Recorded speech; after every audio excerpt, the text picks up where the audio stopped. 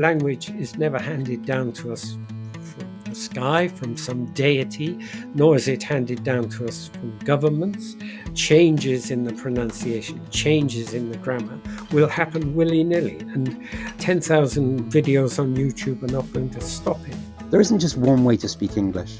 As a language that's spoken around the world, it's like a chameleon, changing and adapting to fit in with its environment. Not only do you see entirely distinct varieties in many countries like Ugandan English or South African English, but you also see English words being mixed with other tongues. So how do these new versions of English come about, and what makes them unique?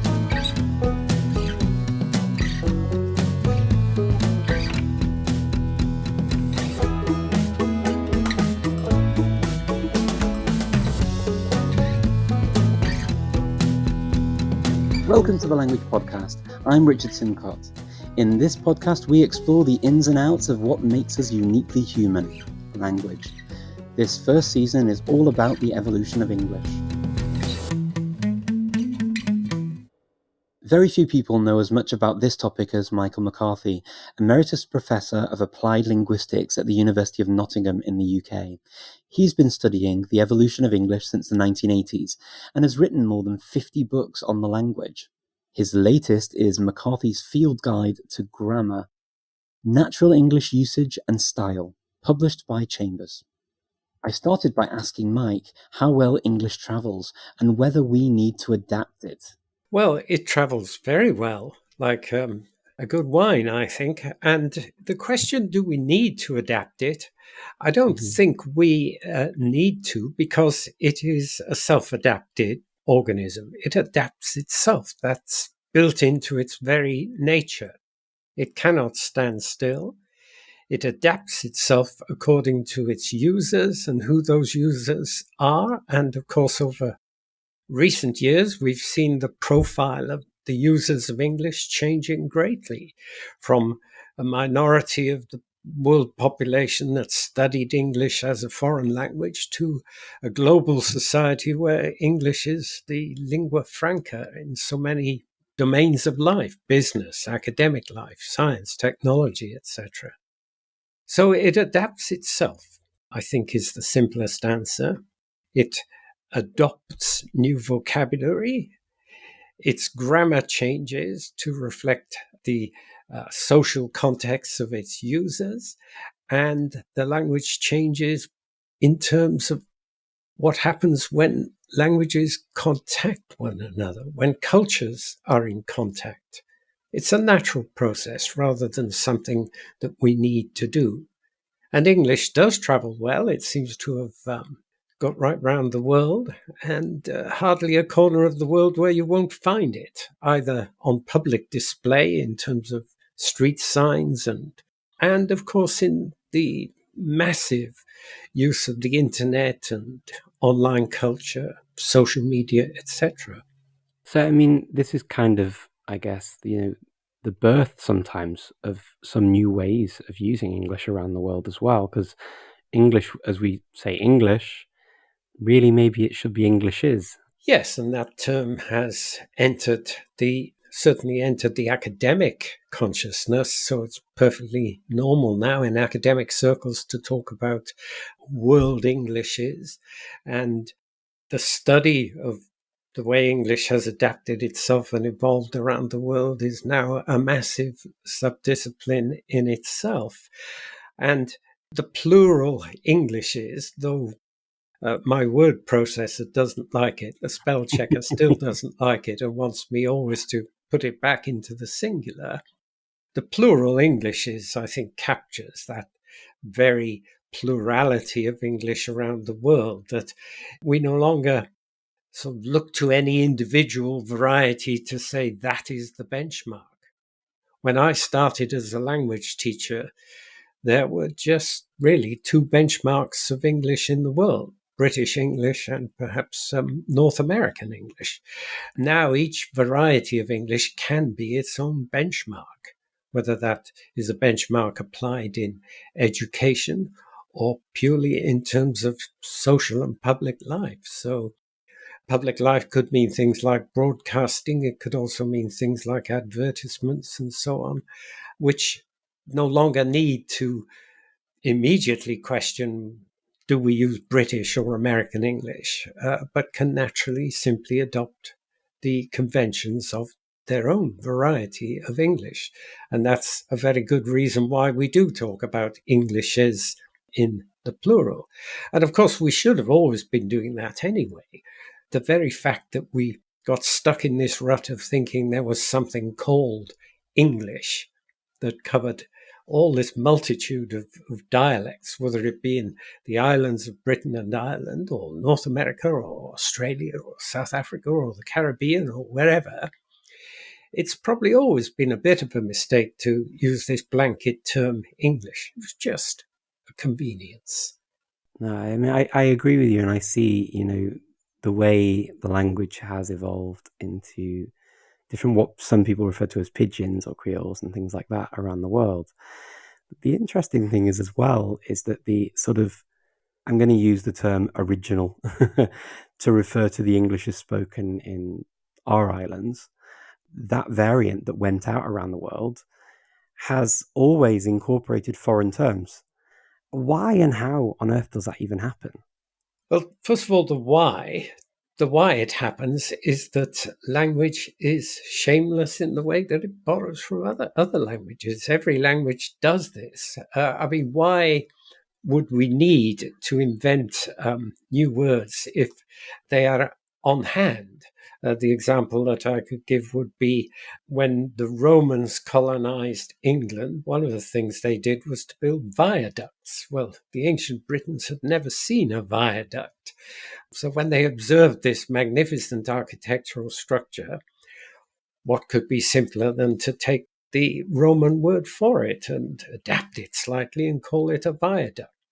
And all around the world, we see examples of this. We see languages simply borrowing from one another. The French language has borrowed extensively from English, as has Swedish. Right now, Scandinavian television series are very popular from Denmark, Sweden, and Norway. And anyone watching them in the original language cannot fail to be struck by the number of English words that are included, very often taboo words. And this works both ways.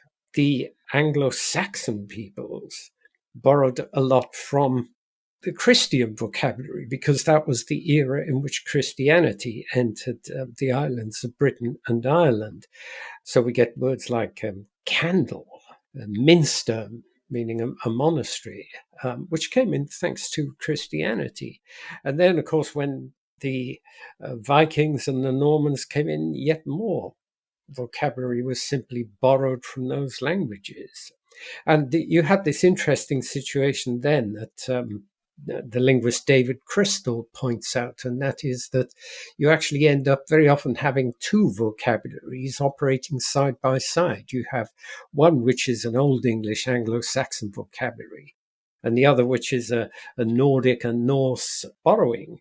So you'll have words like ill, which comes from Old English, and sick, which comes from Old Norse.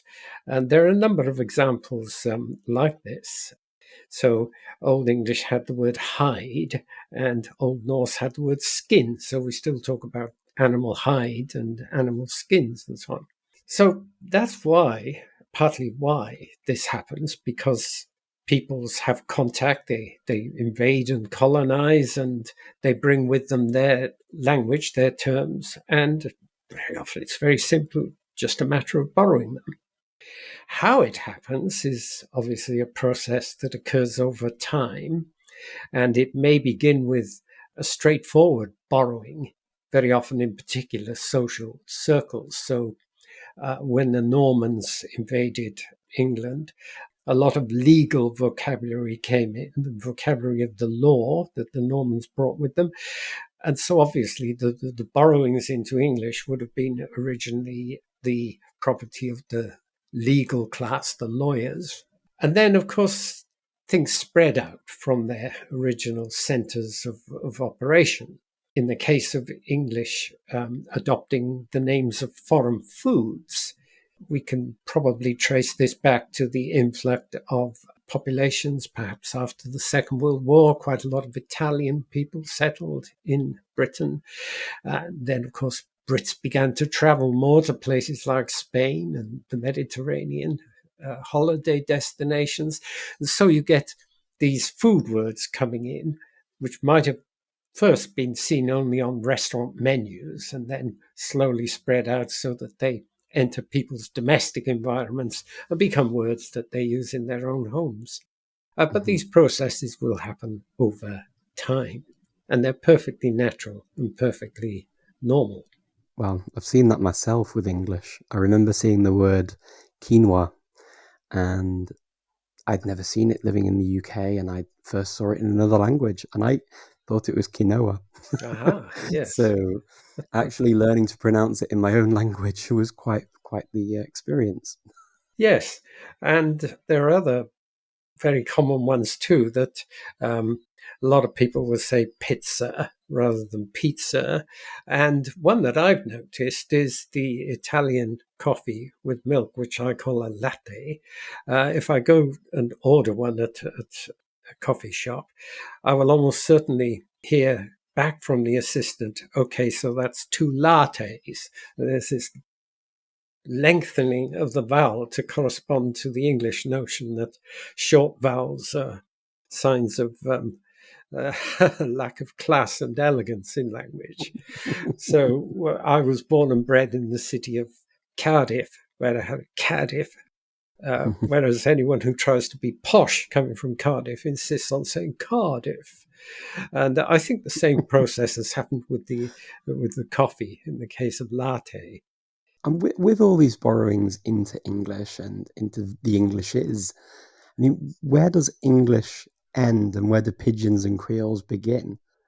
Well, I think the answer to that is that English itself is a pidgin. And the idea that these other varieties of English are some sort of impoverished version of what we speak in England, I think is completely mistaken. That if you think of present day English, it is a simplified version of what existed over 1,000 years ago. Now, various endings, inflections have just disappeared. We have a very, very simple verb system whereby we don't have complex endings, with very few exceptions, one being the third person S on verbs such as takes and arrives. And my feeling is that with the growing incoming populations of people for whom English was not their first language, this may have an effect even further. Because as an English language teacher, I know that one of the things that most learners of English as a second language do is to drop that third person S, that third person present tense singular S at the end of a verb. And slowly but surely, this could become the norm, so that we might end up, just like the Swedish language, with one ending to cover all persons in the present tense and in the past tense. So this process of pidginization is something that naturally happens in all the varieties of English, and British English or American English, these so-called benchmark varieties, as we used to think of them, are not immune to that process. We are all pidgins at heart. You've mentioned, the way English changes and the kind of the things that we've seen and the things even that you maybe can predict or imagine about the way English will change. What's been the most kind of radical change to English today? Oh, I think in my lifetime, the biggest change has been changes in levels of formality in almost everything. When I was a youngster, it would have been a crime for somebody on the radio interviewing, I don't know, an expert or a politician or a public figure. It would have been a crime not to address them as Mr. or Miss or Mrs. or Lord or Lady. Nowadays, it's perfectly normal, for example, on the BBC, for an interviewer to address any interviewee other than perhaps the royal family and the Prime Minister, by their first name. And this indicates a level of, or projects a level of informality. Similarly, I can't remember the last time I had a letter or an email from a company which I deal with where they addressed me as Dear Mr. McCarthy or Dear Professor McCarthy. And now I'm always Michael. Hello. And I react to this by thinking, well, Michael is a name that I associate with friends, family, and close colleagues. And here's this complete stranger who's sending me an email offering me some sort of service or reminding me that some sort of payment is due and addressed me as Hello, Michael. And similarly, the valedictory, the ending of an email or a letter will now be likely to be something like all the best or best. And similarly, at the beginning of communications, the number of people who hope I am well is astonishing to think that they all care. There are these thousands of people sitting out there in offices who are hoping that their email finds me well. Now, that may actually be due to the fact that when the pandemic burst upon us, we did start to worry about whether everybody was feeling well. Nonetheless, I still find it quite astonishing. So that general level of informality, it affects the way we address one another. It also affects accent. And it's not a bad thing that that national institutions such as the BBC are now far more tolerant of regional accents and accents associated with particular social or cultural groups, acting as news announcers or anchors and linkages between programs. This I welcome, being someone from South Wales who found when he went to university that to communicate successfully, I had to change my accent to a more standard, educated version of English. So I welcome that informality in terms of the acceptance of accents. And if you like, the greater acceptance of what we would have in the past called street English, the English of pop culture and hip hop and so on. It's becoming much more standard. The use of taboo words in films and television, words which would have been absolute taboo when I was a youngster are now perfectly normal and can be heard in television and radio and films and online on a daily basis.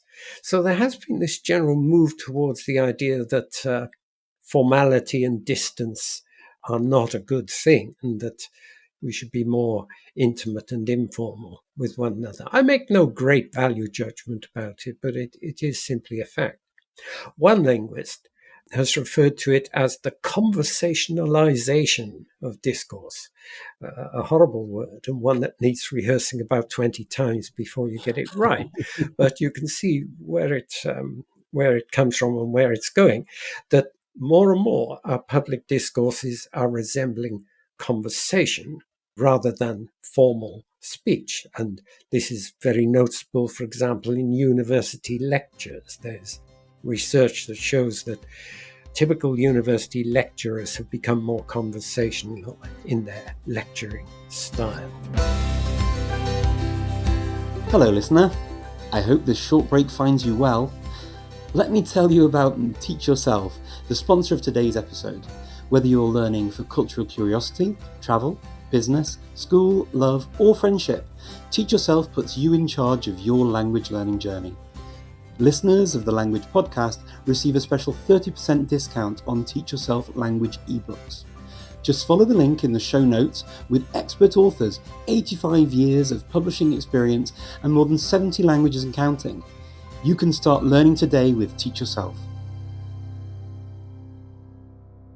Now, I have to say, I felt very seen when Mike talked about people wishing him well at the start of every email. Guilty. Have you noticed any other ways in which English is changing? Or other examples of how we're becoming less formal? Share any new practices you've noticed in the comments below. Right, back to it. And the big question at the heart of all of this is, why do so many different Englishes exist? Some even within the same country. Well, that's a good question because in the same country, for me, would mean Britain. And yes, different Englishes exist here. So, for example, when the Romans arrived, they found people speaking Celtic languages, Brittonic languages, and these overlays of historical influences, the Romans, later the Saxons, the Normans, the Danes, the Vikings, these overlays never completely wipe out what is already there. So there are very good historical reasons why differences remain. We can see to this day in the English of Wales and Scotland and Ireland and perhaps Cornwall too, influences of these earlier historical stages and the ancient tongues. So that's one reason, historical reasons. But staying with my own native country, Wales, there are also very good geographical reasons. Wales was for a very long time, and still is in some respects, an isolated part of Britain. And to this day, it's quite difficult to get from north to south in Wales. It's much easier to go from west to east or east to west. To go from north to south, you have to more or less venture into England to find a good long main road. This has had the result that even within Wales, there are two distinct varieties of Welsh, the North Welsh and the South Welsh of the Celtic Welsh language. So that's a purely geographical reason. Another reason, then, looking beyond these islands, would be contact with people who speak completely different tongues. So I lived for a couple of years in Malaysia and was very conscious that Malaysian has its own variety of English, which one can trace to influences from the Chinese populations that live there, the Indian people from the Indian subcontinent who live there and speak Indian languages, which have created this kind of melting pot that we now know as Malaysian English. And you can apply those criteria in many places around the world where contact, and contact could mean trade, it could mean colonization, it could mean intermarriage, it could mean all sorts of things. When human beings are in close contact, they accommodate to one another's languages, they incorporate from one another's languages. And this, again, is one of those perfectly normal processes. It's interesting you mentioned Malaysia and Malaysian English. You hear also about Manglish, and then in Singapore, Singlish, as well as Singaporean English and Malaysian English. Are these all the same kinds of things? Are the differences even to be noted amongst the different terminologies? Well, I think uses of terms like Singlish, Singapore English, are ways of expressing an identity, essentially. It's a claim to an identity that what is being spoken is English, recognizably English in terms of vocabulary and grammar and so on, but which has a particular identity that belongs to the people of Singapore. So the use of the term Singlish, for me, would be a rather positive term. However, I suspect that in some circles it probably has slightly negative connotations, that it's some sort of impoverished form of English. I think that would be a great mistake. If we are to use terms like Singlish and Manglish, then we need to recognize them as labels for an identity, a social, cultural, and historical identity within a particular dialect group of English. And the words that we come into contact with from other cultures in English, these sometimes are ideas that have entered into the language as well. And the speaker's psyche, I mean, how far do these ideas enter into English and into the psyche of the people who speak it? Yes, that's another fascinating question. So we're not just talking about borrowing words; we're talking here about borrowing concepts and making those concepts part of our own identity and life.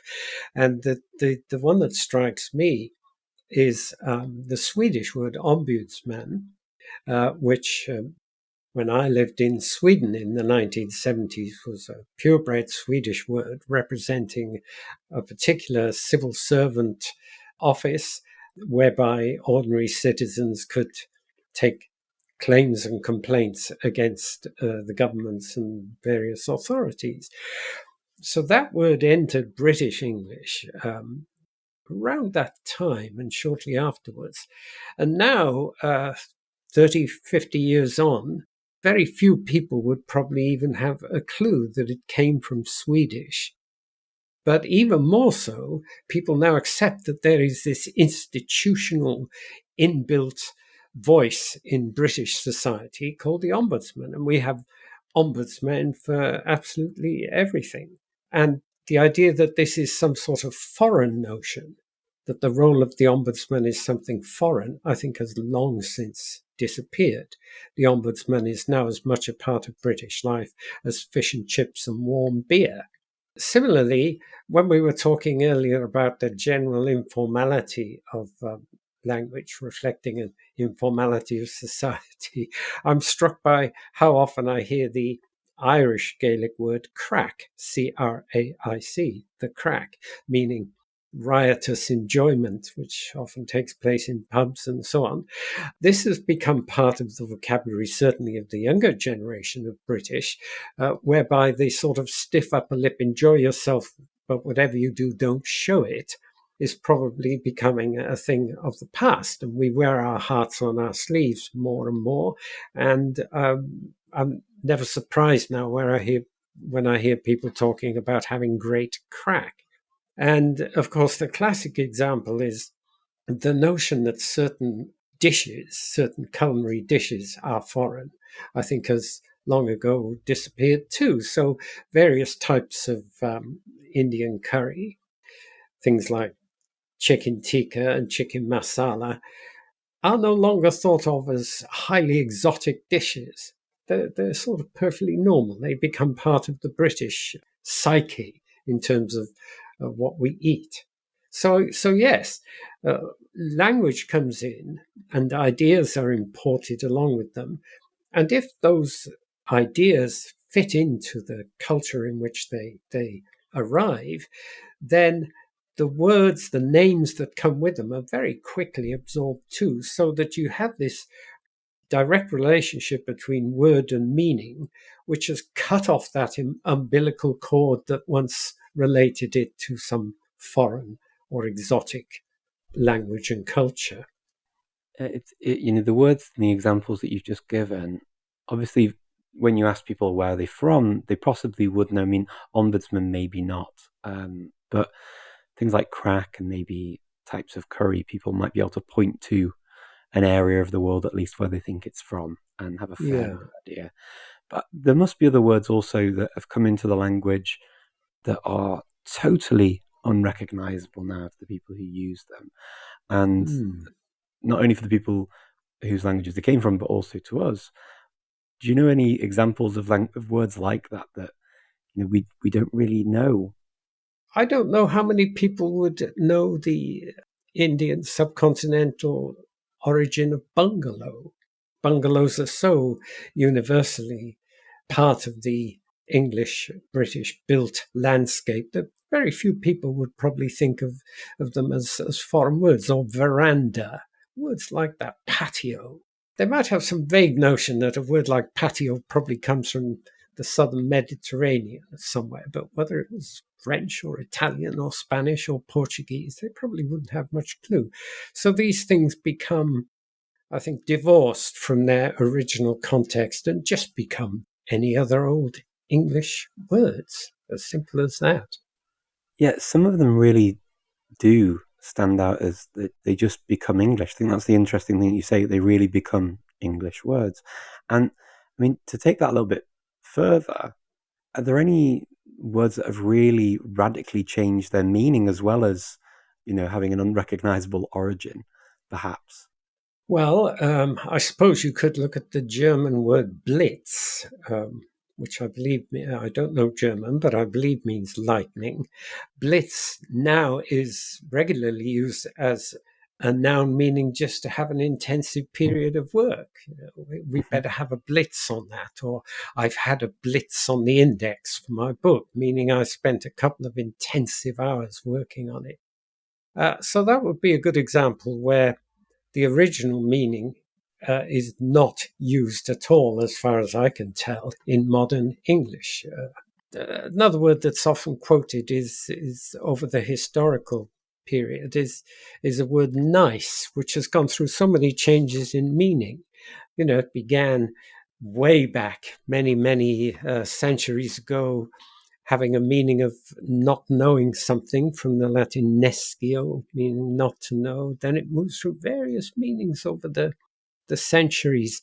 It's connected with the modern necio in Spanish, meaning foolish. At one point, it meant wicked people. Then, at another point in its history, it meant precise or accurate. And now it just means something nice or pleasant. And we've forgotten all those meanings it went through over the years.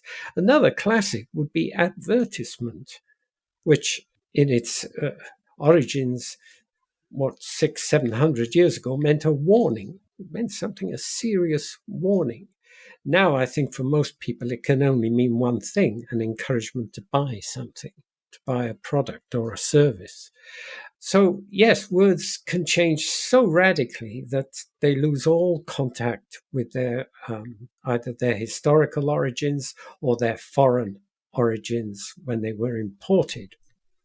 We talked obviously about these different words and coming in and how they've just started to become English, but when can we really pinpoint, or can we even really pinpoint when a loan word simply becomes English?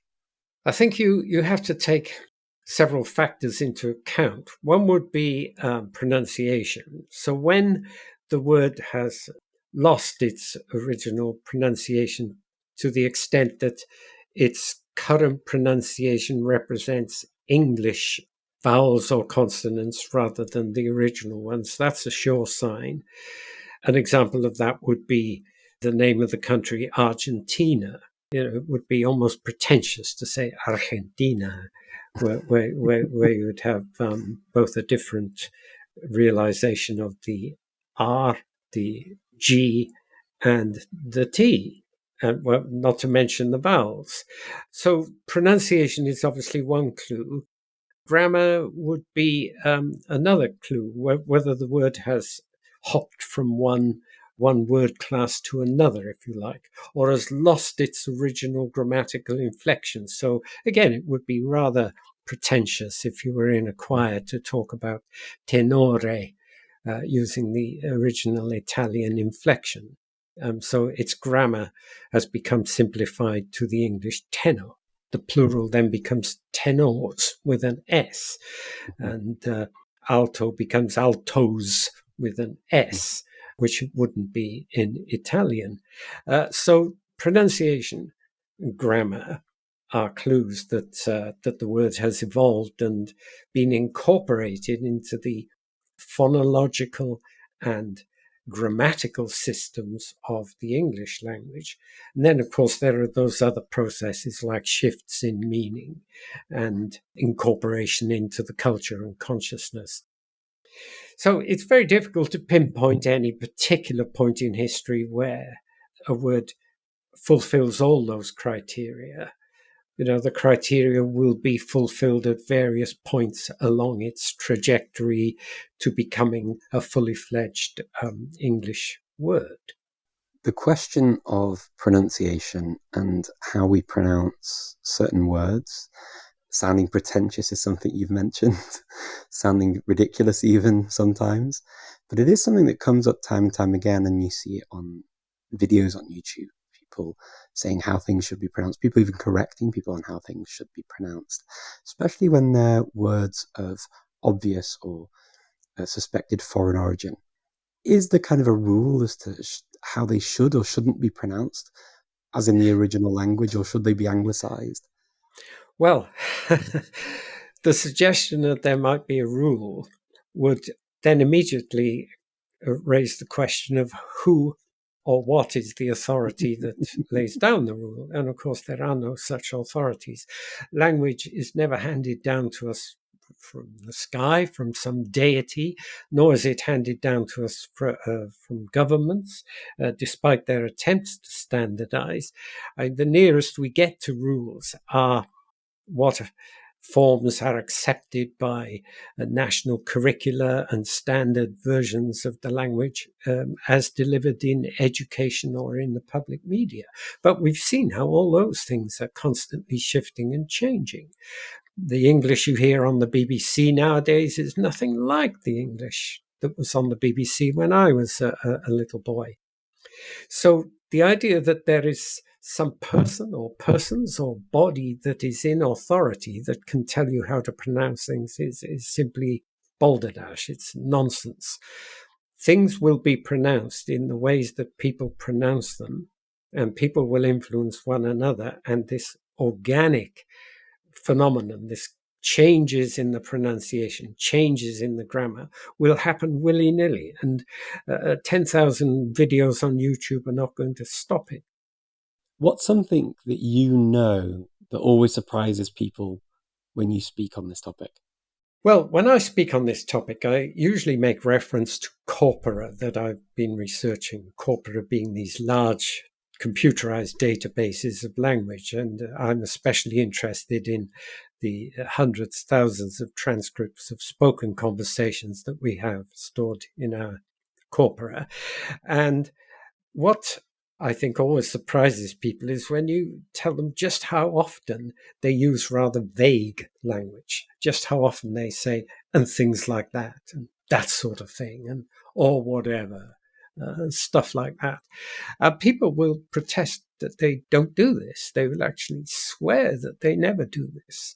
But of course, the evidence is there that there's hardly a conversation that you could find on the database in the corpus that does not have people saying and things like that and whatever. Now, of course, you think, why do they do this? Well, we do this because it would be utterly tiresome and endlessly tedious if you, instead of saying and things like that, you listed absolutely every item that's included in the phrase and things like that.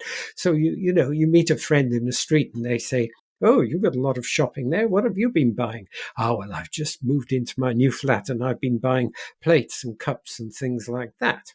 Fine, enough. "I've just moved into my new flat and I've bought 4 plates, 4 cups, 4 saucers, 5 teaspoons, 6 coat hangers, 7 wine glasses, 8 egg cups." By that time, your interlocutor, your listener, will have lost the will to live. So little things like that surprise people because these are things on the edges of our consciousness. They are subliminal. We're not aware that we are using them. And you need the objective evidence of a computerized corpus to say, yes, you do use them. You use them all the time. They're incredibly frequent. And what piece of information do you most enjoy sharing on this topic? Oh, well, it's very similar. I always enjoy showing people that in 5 million words of transcribed conversation, people say, K-N-O-W, 12,000 times. And once again, this always makes people sit up, 12,000 times. And again, you will have people who say, "I never say that." You'll even have people standing up and saying, "I would never say that." So that's the one I love sharing most of all. The fact that is the single most frequent combination of 2 words in spoken English. There are no other 2 words that come together anything like as frequently as you and no.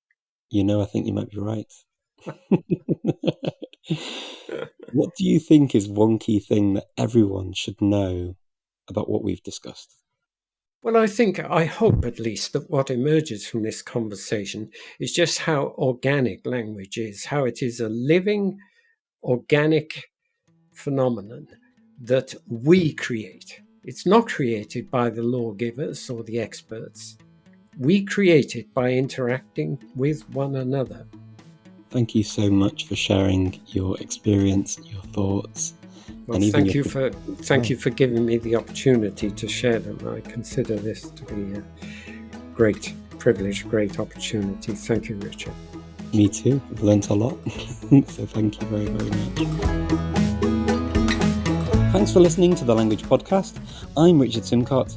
I'd love to know if you've noticed any ways English is changing, becoming less formal, or any other interesting characteristics of your version of English. Share your thoughts with me in the comments. And if you're enjoying this podcast, please give us a like and hit that subscribe button. If you enjoyed listening to Mike, then you'll enjoy his book, McCarthy's Field Guide to Grammar, Natural English Usage and Style. Based on corpus data, 50 years of teaching and 40 years of field notes picked from books, media, and shamelessly eavesdropping on people's conversations in public spaces, Mike uses witty and entertaining examples to explain the conventional rules of grammar. Coming up in the next episode, we'll be getting precise with prepositions and cautioned on commas as we talk grammar with Ellen Joven, creator of The Grammar Table. Oh, and you may have noticed early on in this episode, Mike mentioned a legendary name in the field of linguistics, David Crystal. Well, we'll be hearing from him in the finale of this series.